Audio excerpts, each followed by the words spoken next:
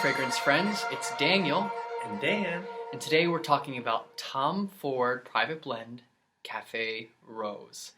Now this is one of Dan's signature scents. Quite a bit different from what I normally wear. I normally wear either the Allure Sport or Blue. The Tom Ford is a little richer, a little more forward, a little more in your face. It's a little more floral than any of the Chanel scents that I wear.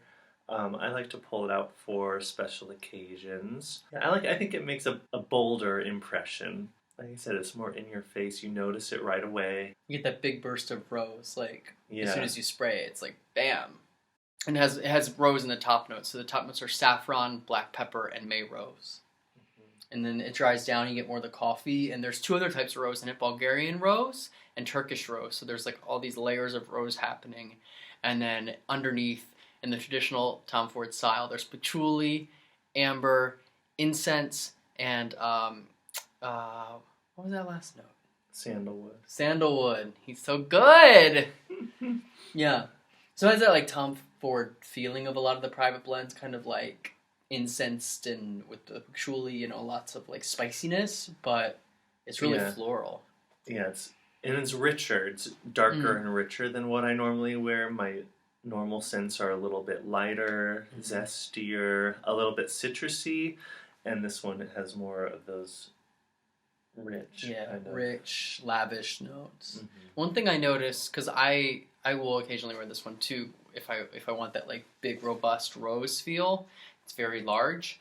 I noticed with a lot of the Tom Fords, like when you smell them, and tell me if you think this, when you smell them, you get like someone walks by with it. It's like you get the whole like entire scent all together. Like the coffee is there, the roses are there, the spices are there. Where with Chanel, it's like you can smell it, and it's like you get a little bit of the citrus, or maybe you're getting a little bit of like the muskiness of it. But the Chanel seems to like kind of change, and it's very light. You get little pieces where the Tom Ford, not that it's like overbearing, but you get like all of it at once. It's like bam, it kind of smacks you in the face in a good way.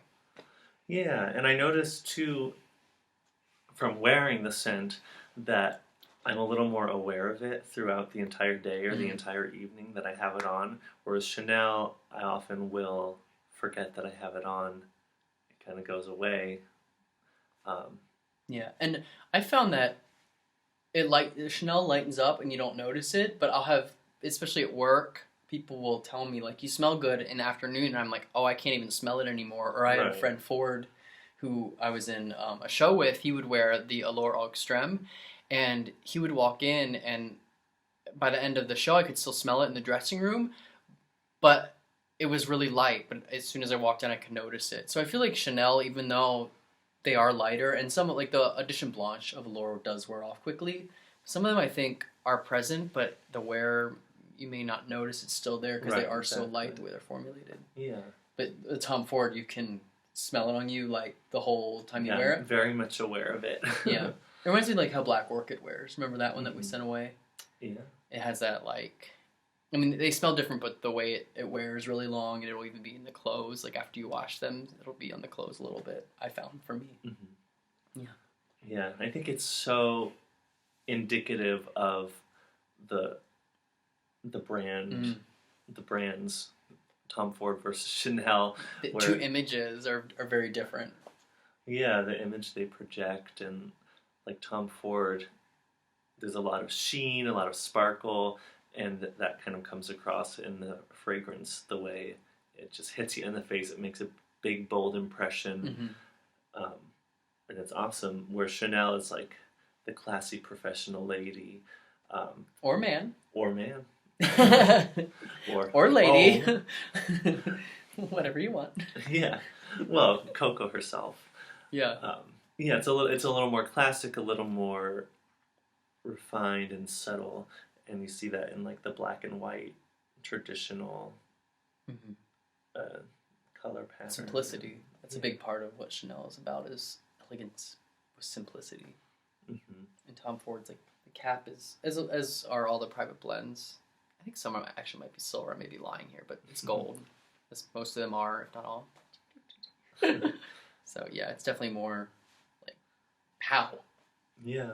And I was researching this just to get the notes and to know a little bit about it. And this is also a chypre fragrance, similar to the one that we just reviewed of Tom Ford Noir de Noir. A lot of what he does are chypres.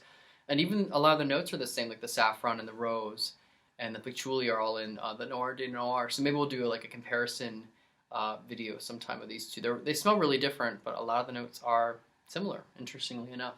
So I also want to come full circle and read a comment from Shane Noon, who commented on our video of the blue eau de toilette that we did last week. It was really, really, really nice. So Shane says, "Morning, Daniel/Dan. Another fantastic review, very informative. You make a great team.